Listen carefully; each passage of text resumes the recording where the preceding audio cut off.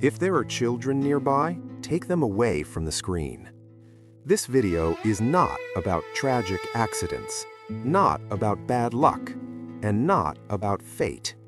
It is about choice, about decisions people made consciously, voluntarily, sometimes confidently. These are the first recipients of the Darwin Awards, chronologically, without myths, without fiction, without excuses. In the year 453, on the territory of modern-day Hungary, Attila the Hun died. He burned cities, erased entire civilizations, and ruled through fear. Europe called him the Scourge of God. That night, he was celebrating his wedding, another victory, another confirmation of his invincibility. He drank heavily, far more than his body could handle. During his sleep, he developed a nosebleed, something ordinary and harmless for a sober man. But Attila was drunk. He did not wake up. He did not realize he was choking. By morning, the greatest conqueror of his era was dead, without a sword and without enemies. A man feared by entire armies was defeated by his own body.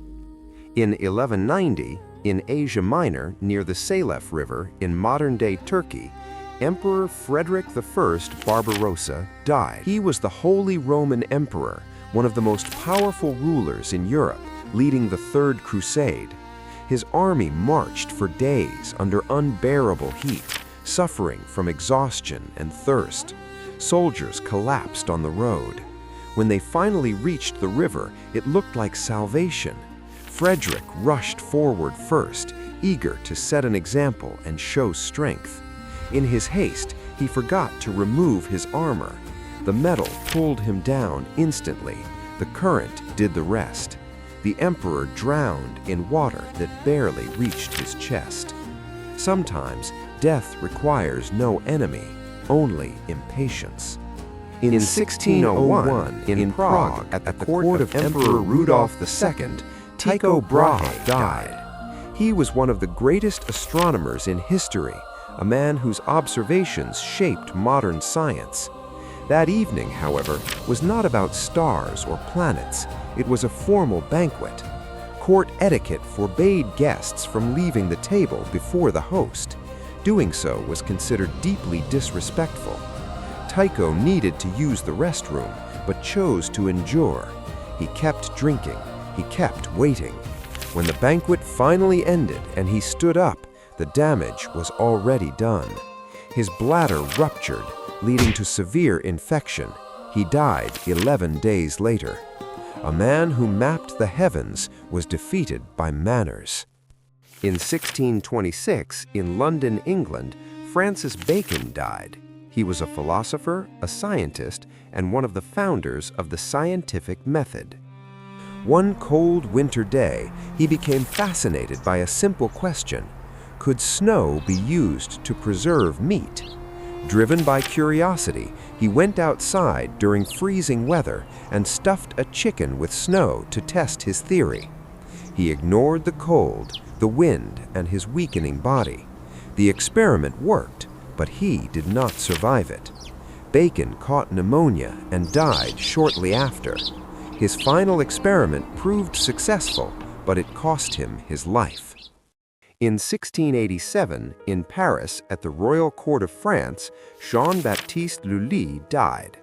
He was the most powerful composer in the country and a favorite of King Louis XIV. During a rehearsal, he conducted with a heavy metal staff, striking the floor to keep rhythm.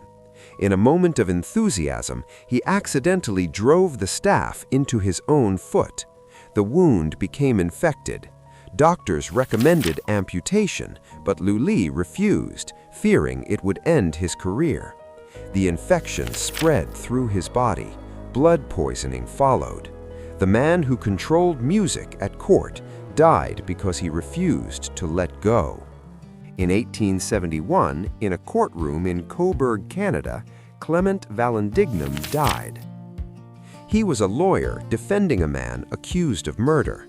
Vallandigham claimed the victim had accidentally shot himself. To convince the jury, he decided to demonstrate exactly how it could have happened. Using a gun he believed to be unloaded, he reenacted the scenario. The weapon discharged. Vallandigham was shot and later died from his wounds.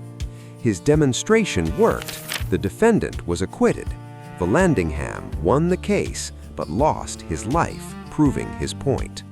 In 1978, in Los Angeles, USA, Terry Koth died. He was a legendary guitarist and a founding member of the band Chicago. Koth collected firearms and often handled them casually. At a party, he picked up a handgun and removed the magazine.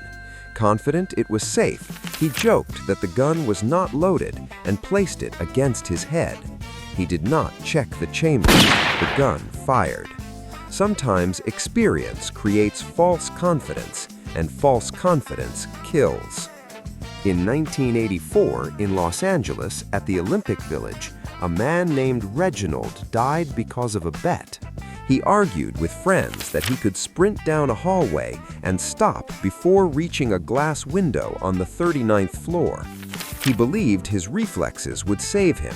He ran at full speed. He did not stop in time. The glass shattered and he fell to his death. The desire to win the argument outweighed the instinct to survive. In 1986, in the United States, a man died while cutting down a tree on his property. The tree blocked his view, and he decided to remove only the top section. He cut through the trunk without considering how tension worked inside the wood. When the upper part detached, the remaining trunk snapped upright with violent force. The impact was instant and fatal. Nature does not forgive poor calculations. In 1987, in the United States, an experienced skydiver died after making a simple mistake. He had completed over 800 jumps and wore a helmet with a camera mounted. Preparing for another jump, he grabbed the wrong pack. He jumped from the plane as usual. The pack he opened contained his camera equipment. His parachute was still on the plane. Experience could not save him from one moment of inattention. These were only the first 10. History is long. Human intelligence is impressive. Human stupidity is consistent. The Darwin Awards did not end here. They never do. This was just the beginning.